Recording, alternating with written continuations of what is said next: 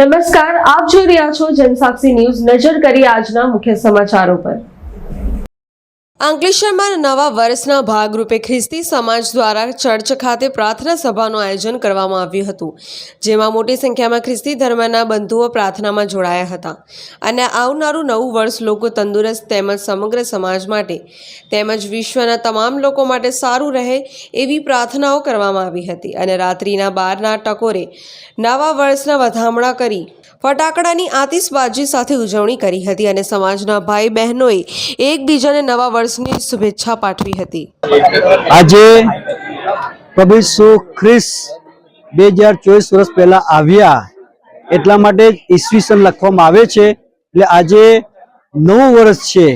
ઈસુના જન્મ થયા પછીનું નવું વર્ષ છે। આ નવું વર્ષ ખ્રિસ્તી વિશ્વાસી સમુદાય તરીકે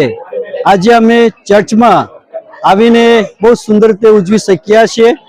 અને ઈશ્વરની સાથે અમારી સમૂહ સાથેનો જે સંગતની અંદર અમે આરાધના કરી શક્યા, પ્રાર્થના કરી શક્યા, ઈશ્વરની આશીષ પામી શક્યા। એના માટે આ 2025મું વર્ષ અમારા માટે પુષ્કળ આશીષ લઈને આવ્યું છે, એનો અનુભવ અમે કરી શક્યા છે અને અમે